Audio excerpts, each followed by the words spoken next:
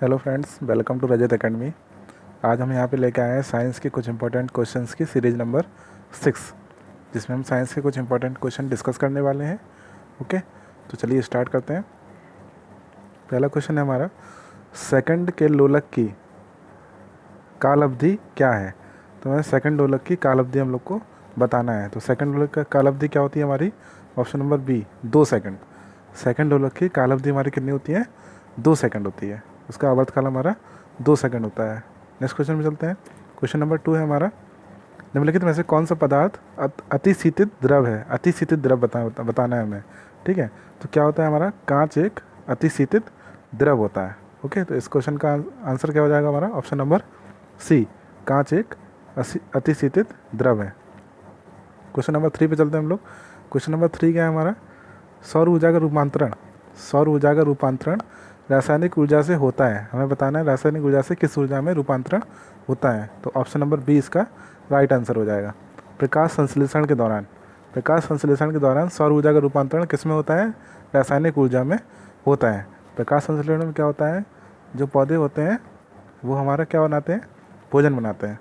Okay, next question में चलते हैं। क्वेश्चन नंबर 4 क्या है हमारा? निम्नलिखित में से कौन सा सर्वोत्तम विद्युत चालक है?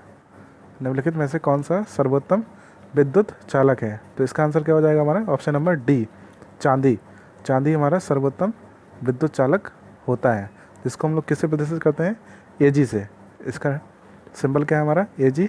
इसका परमाणु क्रमांक कितना होता है हमारा? 47। ओके, अब तांबा, इसको कॉपर बोला जाता है। कॉपर का परमाणु क्रमांक कितना होता है हमारा? 29। ओके, एल्यूमिनियम का परमाणु क्रमांक कितना होता है हमारा? 13। ओके, तो क्वेश्चन नंबर 4 का आंसर क्या हो जाएगा हमारा? कौन सा सर्वोत्तम विद्युत चालक है हमारा? तो चांदी हमारा सर्वोत्तम विद्युत चालक होता है। ओके, क्वेश्चन नंबर 5 पे चलते हैं हम लोग। क्वेश्चन नंबर 5 क्या हमारा? विद्युत परिष्करण के दौरान विशुद्ध धातु कहाँ पर एकत्रित होती है? हमें बतानी है अशुद्ध धातु कहाँ पर एकत्रित होती है। तो इसका सही आंसर क्या हो जाएगा हमारा? कैथोड पर। ऑप्शन नंबर डी इसका सही आंसर हो जाएगा। विद्युत परिष्करण के दौरान विशुद्ध धातु जो होती है हमारी कैथोड पर एकत्रित हो जाती है। और कैथोड पर कैसा आवेश रहता है हमारा? ऋणात्मक आवेश रहता है। ओके, और एनोड पर हमारा कैसा आवेश रहता है? धनात्मक आवेश रहता है। ओके, क्वेश्चन नंबर 6 क्या है हमारा? सिलिकॉन क्या है? हम लोग को बताना है सिलिकॉन क्या है। तो सिलिकॉन क्या होता है हमारा? एक अर्धचालक होता है। ऑप्शन नंबर ए इसका सही आंसर हो जाएगा। सिलिकॉन एक अर्धचालक है जो सेमीकंडक्टर डिवाइसेस बनाने के लिए यूज़ किया जाता है। सिलिकॉन का परमाणु क्रमांक कितना होता है हमारा? 32। इसका सिंबल क्या होता है? SI। ओके, अब देखिए अर्धचालक क्या होते हैं हमारे? अर्धचालक ऐसे परमाणु तत्व होते हैं, अर्धचालक ऐसे परमाणु तत्व होते हैं जिनके आउटर लेयर में, जो बाहरी कक्षा होती है, उसमें कितने इलेक्ट्रॉन पाए जाते हैं? 4 इलेक्ट्रॉन पाए जाते हैं। ओके, ऐसे चालकों को हम लोग क्या कहते हैं? अर्धचालक बोलते हैं। और ये इलेक्ट्रॉनिक्स में सेमीकंडक्टर डिवाइसेस बनाने के लिए यूज़ किए जाते हैं। ओके, तो क्वेश्चन नंबर 6 का आंसर क्या हो जाएगा हमारा? सिलिकॉन क्या है हमारा? एक अर्धचालक है। ओके, क्वेश्चन नंबर 7 पे हम चलते हैं। ठोस अवस्था में विद्युत धारा प्रवाहित करने वाला पदार्थ कौन सा है? ऐसा पदार्थ हम लोग को बताना है जो ठोस अवस्था में करंट को प्रवाहित कर देता है। ठीक है, तो इसका आंसर क्या हो जाएगा हमारा? ग्रेफाइट। ग्रेफाइट हमारा ठोस अवस्था में विद्युत धारा को फ्लो करवा देता है, प्रवाहित करा देता है। ओके, अब देखिए हीरा और ग्रेफाइट ये दोनों किसके अपर रूप हैं? कार्बन के अपर रूप हैं।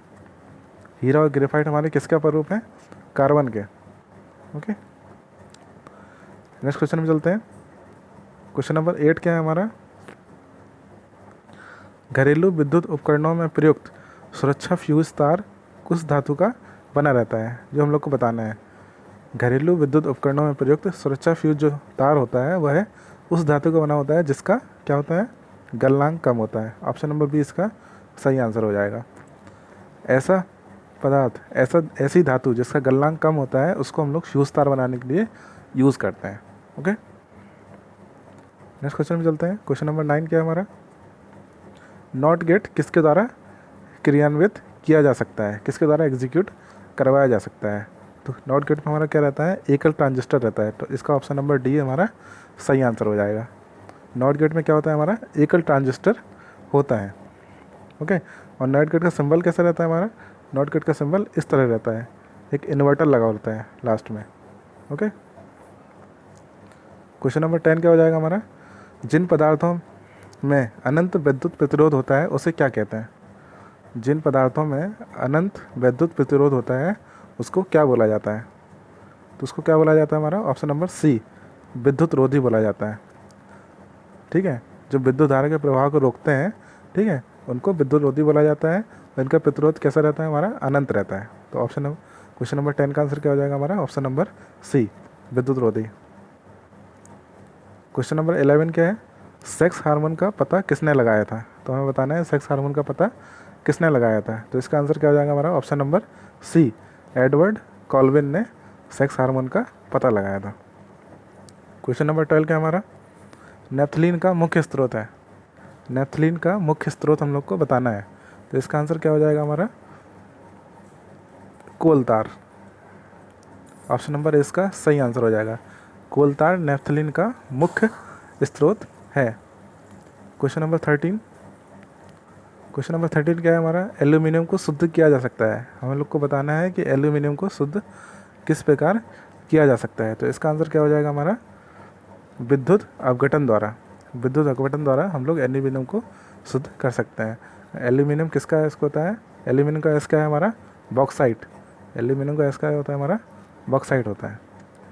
क्वेश्चन नंबर 14, क्वेश्चन नंबर 14 है, निम्नलिखित में से अश्रु गैस का घटक कौन सा है। हम लोग को बताना है निम्नलिखित में से अश्रु गैस का घटक कौन सा है। तो इसका आंसर क्या हो जाएगा हमारा option number D, chloropicrin. Chloropicrin हमारा अश्रु गैस का घटक होता है।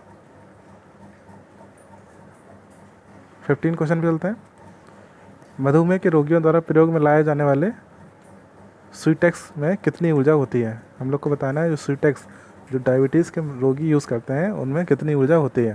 तो इसका आंसर क्या हो जाएगा हमारा 0 कैलोरी। ऑप्शन नंबर डी सही आंसर हो जाएगा, 0 कैलोरी ऊर्जा होती है हमारी किस में, स्वीटेक्स में। ओके,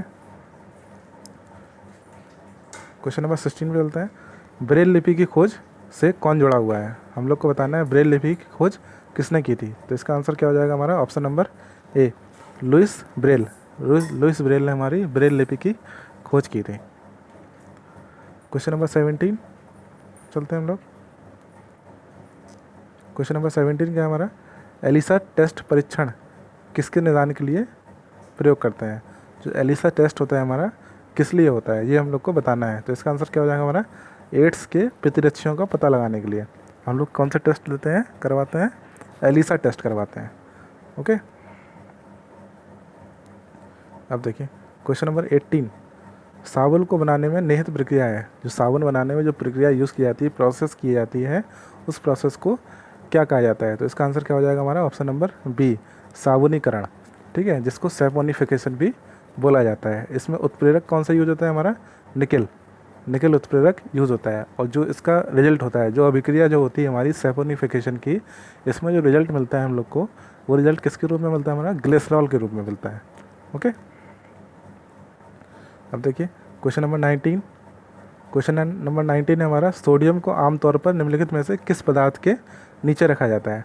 जो सोडियम धातु होती है हमारी किसके अंदर रखी जाती है। तो इसका आंसर क्या हो जाएगा हमारा ऑप्शन नंबर डी, केरोसिन तेल। मिट्टी के तेल में सोडियम धातु को अक्सर रखा जाता है। क्यों रखा जाता है कि सोडियम धातु जो होती है हमारी वायु के साथ, ऑक्सीजन के साथ तुरंत अभिक्रिया कर लेती है और तुरंत जल जाता है। ओके, तो इससे बचाने के लिए हम लोग इसको किस में रखते हैं, केरोसिन के तेल में रखते हैं। क्वेश्चन नंबर 20 क्या है हमारा, सफ़ेद फास्फोरस निम्नलिखित में से किसके नीचे रखा जाता है, ये हम लोग को बताना है। फास्फोरस दो प्रकार के होते हैं हमारे, सफ़ेद फास्फोरस और लाल फास्फोरस। तो हम लोग को बताना है सफ़ेद फास्फोरस को हम किसके अंदर रखते हैं। तो ऑप्शन नंबर बी, शीतल जल के अंदर रखते हैं। सफ़ेद फास्फोरस को हम लोग शीतल जल के अंदर रखते हैं। ओके फ्रेंड्स, आज की वीडियो में इतना ही। आगे हम आपके लिए कुछ और क्वेश्चंस लेके आएंगे। तब तक के लिए अगर वीडियो पसंद आई हो तो वीडियो को लाइक करें और चैनल को सब्सक्राइब करें। Thank you so much. Stay safe, stay home.